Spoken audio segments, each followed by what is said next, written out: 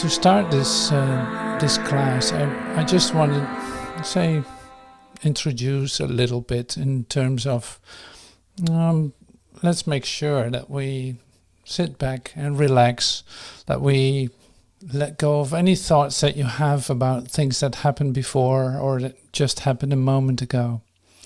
And so always very helpful to me is using the first 50 lessons. So that's what I'm going to do now too.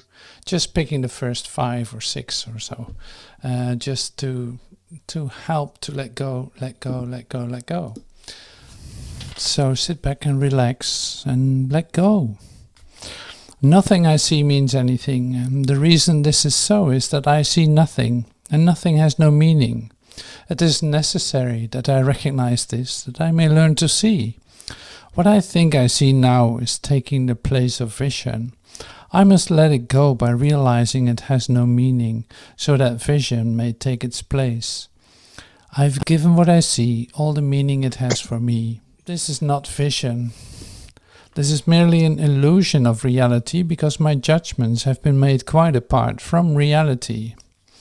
I'm willing to recognize the lack of validity in my judgments because I want to see. My judgments have hurt me and I do not want to see according to them. I do not understand anything I see. How could I understand what I see when I have judged it amiss? What I see is the projection of my own errors of thought. I do not understand what I see because it is not understandable. There's no sense in trying to understand it.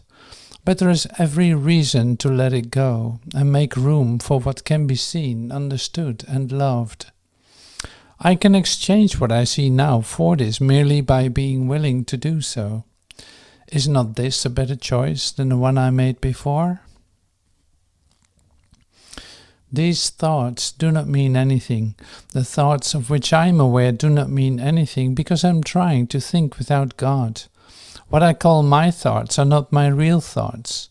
My real thoughts are the thoughts I think with God.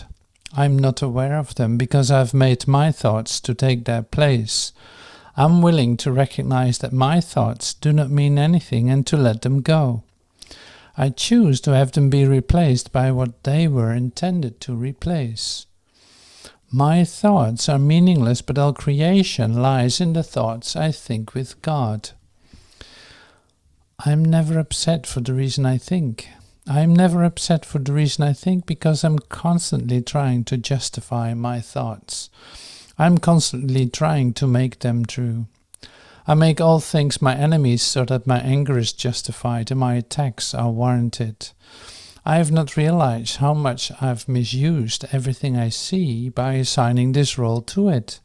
I've done this to defend a thought system that has hurt me and that I no longer want. I'm willing to let it go. I'm upset because I see what is not there. Reality is never frightening. It's impossible that it could upset me. Reality brings only perfect peace. When I'm upset, it is always because I've replaced reality with the illusions I made up. The illusions are upsetting because I've given them reality and thus regard reality as an illusion. Nothing in God's creation is affected in any way by this confusion of mine. I'm always upset by nothing. I see only the past. As I look about, I condemn the world I look upon. I call this seeing. I hold the past against everyone and everything, making them my enemies. When I have forgiven myself and remembered who I am, I will bless everyone and everything I see. There will be no past and therefore no enemies, and I will look with love on all that I failed to see before. I see only the past. You say, what are we doing here is coming together, joining in recognizing the common source that we have, like see that we have a common source, that we are the effect of our common source. And we celebrate that together. And anything that's in the way of that, we want to be undone. Like that is our healing purpose, that we connect to this coming together. That's great that we do that. I love the meeting of minds, so to speak, and to discover that the miracles always right here. Like, to start off with one example myself, it's like it's unbelievable how well this works. Like using the miracle, using forgiveness, using letting go, and seeing every event or opportunity as a moment, as a possibility to give, instead of anything else. I just had a couple of fresh experiences with that too, that I saw like, oh my God, I did not respond in any of the old ways that I was used to before, like to respond to a certain expression of someone really close to me. And now I see like I did not respond to that whatsoever, and I just kept extending the love that I am.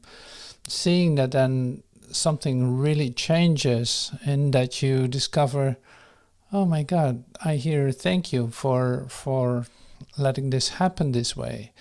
And seeing that nothing happened in the end, like the whole situation was just a moment in time, it disappeared, it had no effect. And what still is there is the love that we share. So that is so beautiful. But it's like, it's always good to remember how well this works if you apply it. So it's like that's why we come together, to not forget to use all this that we read and that we learn, that we listen to. Like, this is about the practical application in your daily life, in your daily moments. You have all the opportunities for healing, for forgiveness, for letting go, and all that. Seeing that beyond your, say, imagination, beyond your perception, beyond the way that you saw before, seeing that something can change and you can perceive the situation that you were in a moment ago in a whole different light. That's what I love about this, and that's why we chose for a dream of healing. So it's still a dream, of course. In perfection, there's nothing to be healed. No, that's right. But it's great to have this dream and give it a purpose of healing, and become so excited about that, in fact, that you don't know what to do with yourself. That's wonderful. So anyway, I open your microphone if you feel like you want to bring a subject in, or you want to know more about this, or you have a real question about that, or you just want to share a story that you just freshly experienced, as how well this works for you.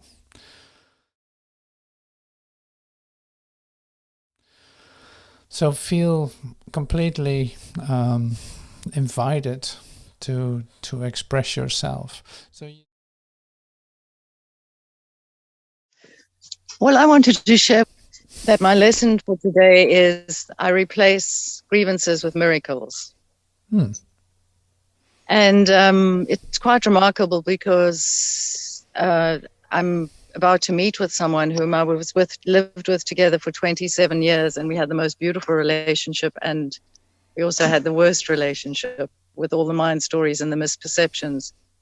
And just waking up this morning and reading the lesson, and if I can just totally forgive and just see him as the Son of God, then that's what will be. And it was like, there's no way I can't do that. That is my greatest desire now, is to just have not one grievance, and just to be open to miracles of love and light and healing.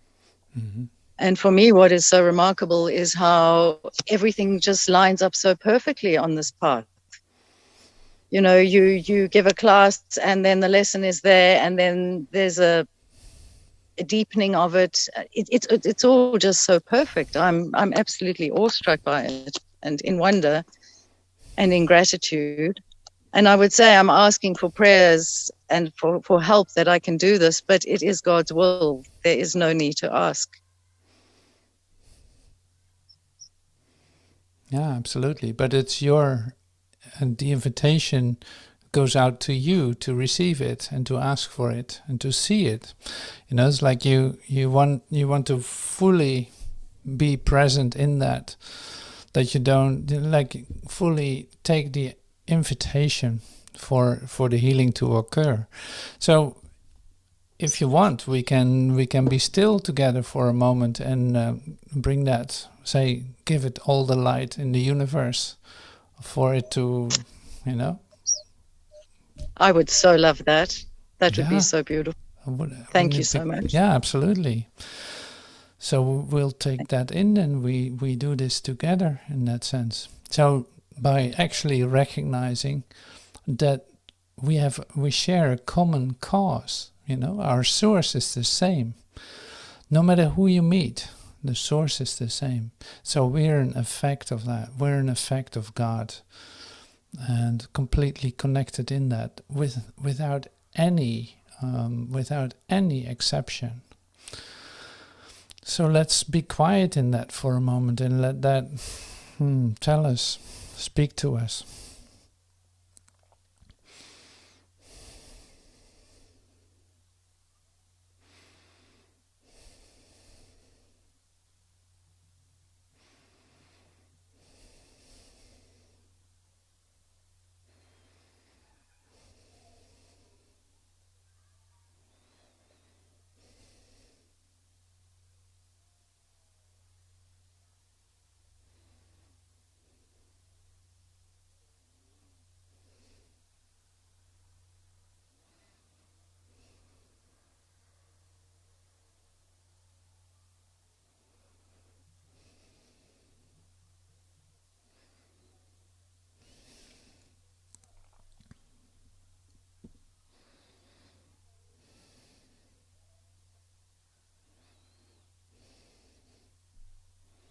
Wow.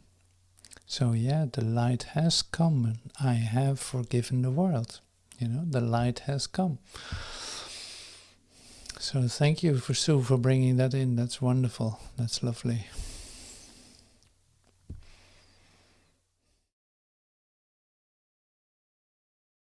You can do that certainly.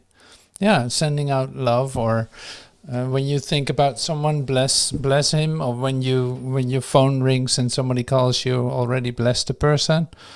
That's like, that works also. It works perfectly. Like, it's not necessary to be in a certain location to do it, because you'll see that there is no such thing, so it's like, no, this is universally applicable. You can use it anywhere. It really does not matter. But it is your recognition of, you can even receive that for your brothers. You can receive the love of God for your brothers. In fact, because we're all connected, it is like in your receiving, you give it away. So you give that to the sonship, because in fact there is only one son. And that is, you cannot understand that, but you can definitely experience it. So that's a beautiful opportunity, even to sit by yourself, so to speak, because that's also an observation that isn't true, and giving yourself completely away. Yeah, you can absolutely do that. Sure. Yeah. And then just open yourself to receive, because I'm never really sure about how to receive. How to do that? Yeah.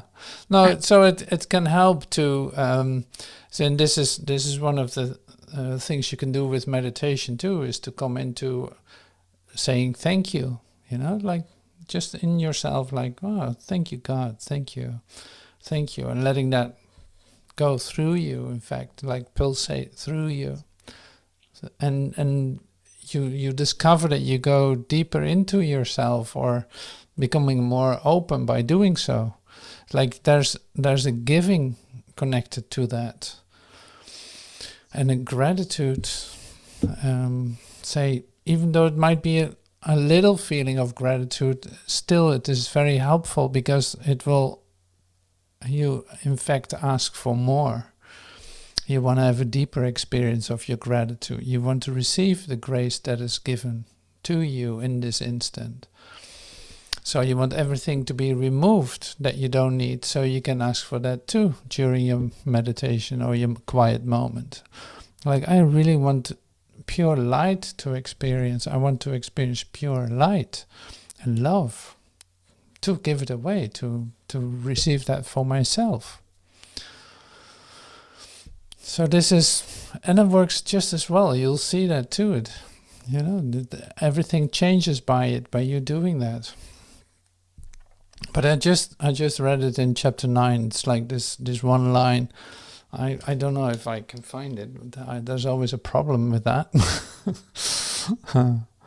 Oh yeah. I will read this to you because it's. I love this. Like, heal your brothers simply by accepting God for them. Your minds are not separate, and God has only one channel for healing because He has but one Son. His remaining communication link with all His children joins them together and them to Him. To be aware of this is to heal them, because it is the awareness that no one is separate and no one is sick.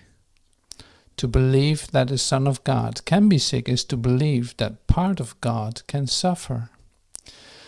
So it's like, heal your brothers simply by accepting God for them. Your minds are not separate. Like the thing is that we think that our minds are separate and that we live in separate entities on this planet, like having your own private private computer, private iPad, private phone, private social security numbers, private passport. But so it, like, in other words, it's confirmed a lot. But minds communicate. Like, your mind is without borders. It is not limited to you alone. No, you communicate. If you are aware of it, if you allow yourself to have that experience, you can experience that minds communicate. You have experiences of this many times, that you think about a person and immediately this one calls you. Or stuff like that, Like I had this morning, I sent a package, like a little present to my sister. And in the moment that I thought about it, it's like, oh, she might receive the package soon. And then I got the confirmation that she just got it. So, stuff like this, this. It's like minds communicate continuously.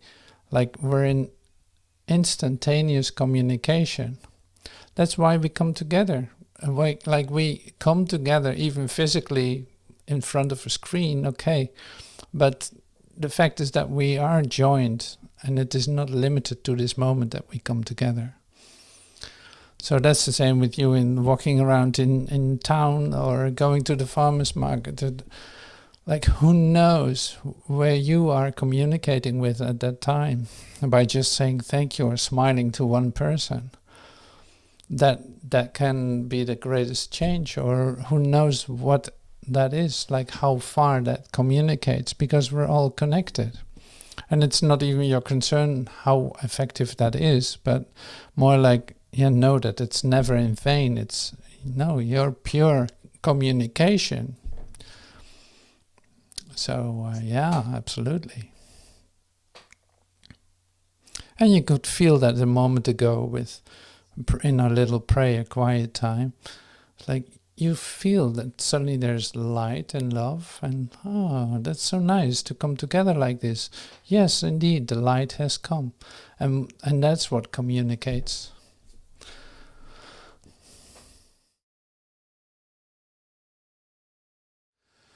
It is sufficient to ask for healing in general, like, or just say help, or it's like, hey, I need help. I want to receive this for my brother, for myself, it really does not matter. No, I want to receive healing.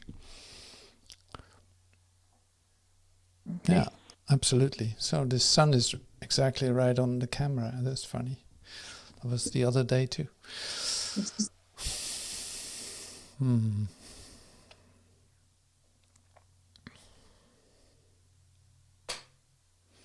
So, and then you can connect it to the book that I used a couple of days ago or last week, I don't know exactly, like the other day, I will say,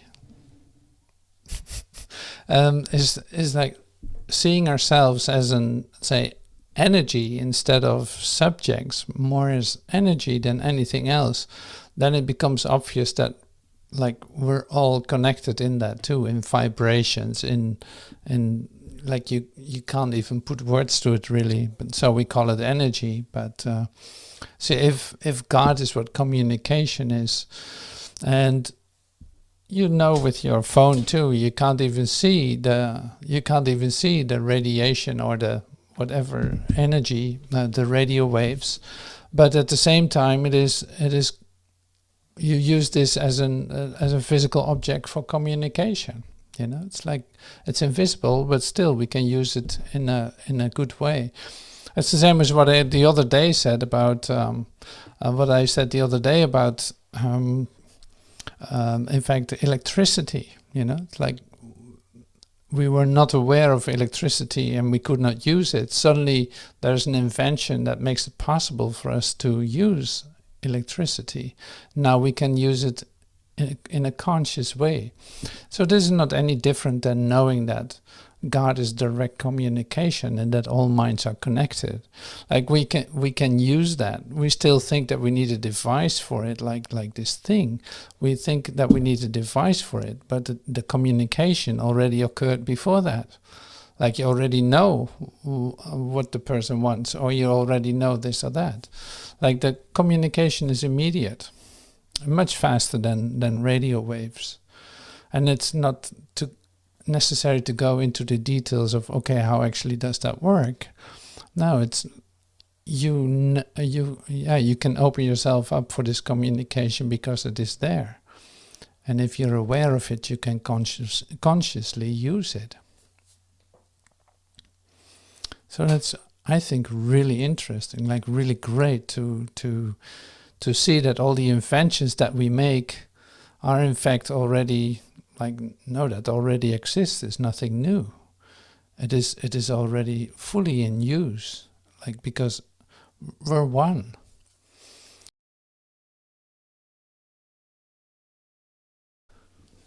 Yeah, I know there's a section in the Course in Miracles that goes specifically about that, like asking in prayer for something and thinking that there's no answer to it. Like that idea in itself is what is the miscommunication that you have, or the confusion that you can hold on to. One of the things that it says too is that you ask for something that cannot be undone for you at this time. Like you ask for healing, but the fact that you are so identified with it would make it too scary for you to take that away. You know, it's like it will go, but it will go on in a way that will not increase the fear in you. Otherwise, you know, it's like you wouldn't know where to go. You would completely decompensate or whatever. Just however that is, I don't know. But it's like this is important to know. It's like you will get exactly what you can receive by asking for healing, by asking for communication, by asking for light. It will be given to you in a way that you can receive it and that it will not scare you. Not that it's scary, but it is in your own, like eyes accustomed to the dark. Suddenly, when you see a flash of light, it can be scary, you know, like this. I totally get that. So this is for you then connected to your own monitoring, like your own idea about yourself, that you're not capable of receiving that. So that can be a real thought that's in between too. It's like thinking that you're not ready to receive it. Like with all these things, we come in between because we have an idea about it. So you can definitely let go of that idea. You don't need to monitor that yourself. So it's more like what is a quicker way to release that for yourself is to stay in the thank you mode, so to speak. You ask for it, and you just say thank you, and no matter how it's going to look, whether you get a direct result or not, it's like that's not what matters. The thing was that you remember that you are connected to source and that you're an effect of that, and that it gives you everything in the right time, in the right way. Like you can completely trust the gift and the moment that it will happen. That is so perfectly orchestrated. You can totally rely on that.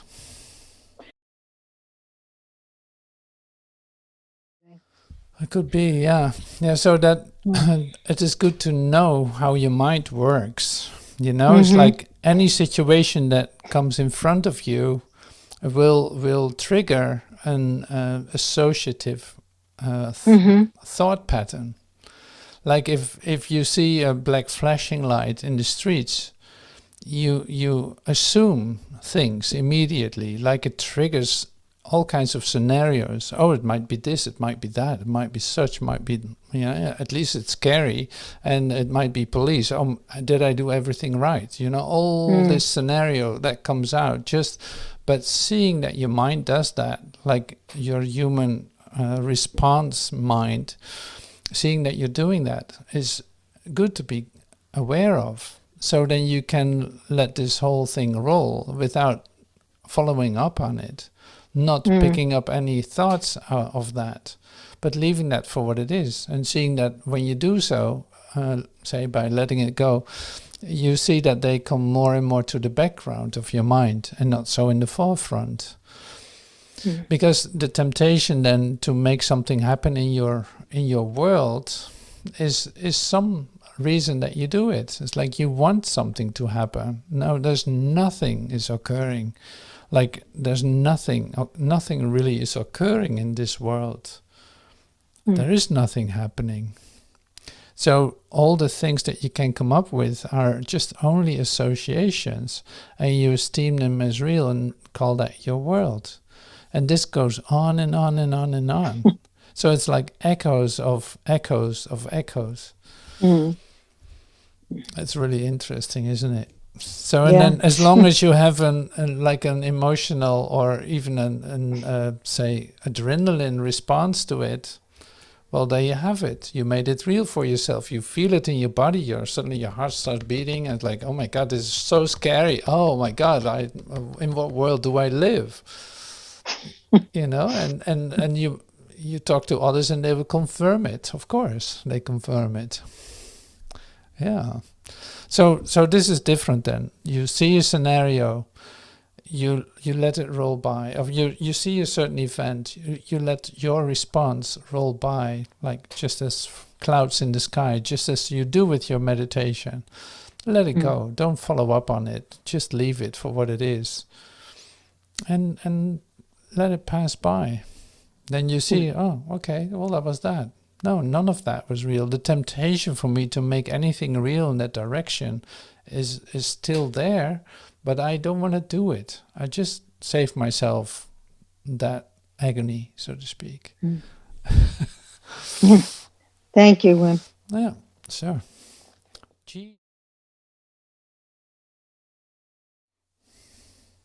Yeah, we can give it away. We can give it away and ask for help. Absolutely. Okay. Yeah.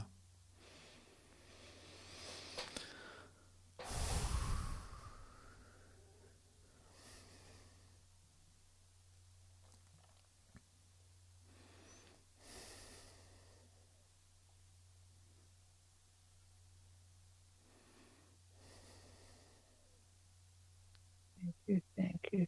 Thank you.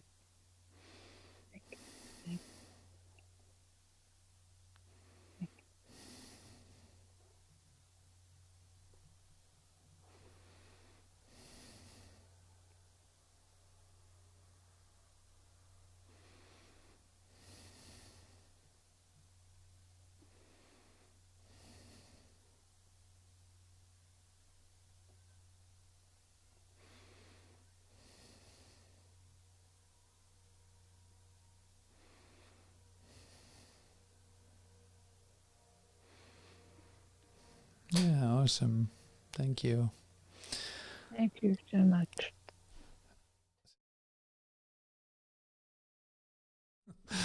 No, it's great, isn't it? So, to relate it to the course, it says somewhere it's like only the happy memories remain. So you let go of the memory, and then actually it becomes a happy memory. Isn't that something? Wow. Like I've no explanation for it in that sense, but I'm really happy it is so. Now, well, there are of course memories that are coming up in this process, absolutely. So, and that can be as images, like, but when you see an image that wasn't necessarily a happy one, but you experience happiness now around it, then you can say like, well, that is healed, so to speak. That is a great memory.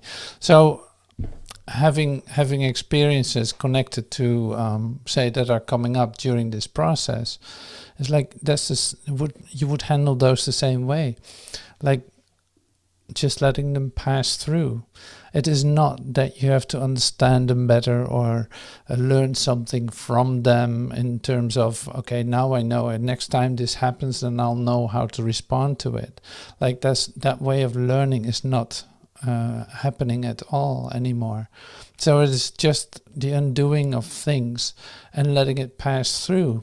And that is very much related to feelings that you have, certain certain moments that you're in the middle of some kind of intensity. You take that with you. You have no idea where it comes from. It feels familiar, but you don't really know how to formulate it, even what you're feeling. And seeing that it disappears within a couple of hours, it's gone, and you're free of it. So this is an essential part in the undoing. Like you go through all these episodes, because don't forget what we're doing here, and say allowing the light to come to us and reading it directly from out of time, say coming to us, is say releasing lots of memories, and also allowing a lot of healing to occur in your physicality. So that's all part of what is happening here. That's what we do, so the physical conversion, if you want, is an essential part of this. Yeah, well, you say like, I don't have to do this anymore. Like you face it, and then it's like you have no need for that scenario anymore. Okay. Like, because it's a scenario you put yourself into. I remember that from depression. Like the first time I had a depression coming over me, it was really like, okay, I have no control over this. This is just happening to me. And the second time I actually saw that I had a choice. Like, oh my God, I have a choice. Like, I know exactly that same moment. I recognize it from the first time, but I'm passing. I'm not going to step into this regression, or whatever you want to call it. Like I skip this. I don't need that experience anymore. So that is the only decision that I had to make, and it didn't happen anymore. It was gone. Now, what I first want to say is this, is that you don't have to, say, figure it out how it started, or that you have to dive deep and mine deep in your consciousness to discover how it started. No, it's like that it will come up. If it needs healing, it will come up by itself. You don't need to dig for it, so to speak. That's useless, because say the Holy Spirit keeps gentle pace with you in your awakening. And that's also with memories. Like there's such perfect plan that is working you, and it gives you all the opportunities to come to the moments of healing, to see that you're in certain scenarios in which you are still, like you remember those, you see those, you've been in there, and it happens again. So this is another opportunity to learn a lesson, if you want. It's like, but that is perfectly orchestrated, so it doesn't need your active participation in trying to uncover it for yourself. So that So- will be given. Because when it's in your awareness, you basically have it already back. Like it is in your awareness. So, yeah. So then it's the same procedure in the sense of letting it pass through. Don't touch it again. Give it up give it for healing, so to speak. Let the healing take place. And the healing taking place is just sticking with your practice, in fact. It's like there's not much that you have to do for that in that sense. It's like just not getting in the way. Mhm. Yeah, that makes it the quickest. Thank you. Yeah, absolutely.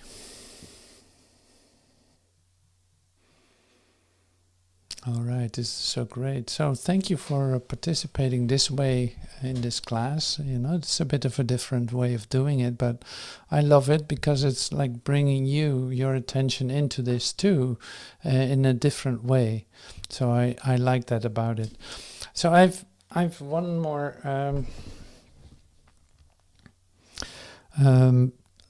I just love chapter 9. That's where I'm reading now a lot because of the recordings that we made. I'm editing them. So I go through the chapter again. And then you see in chapter 9i of the section 9i, the decision to forget. It's all, say the chapter is the correction of error. It's a great chapter. And I will use it in class too, because it's so great to use.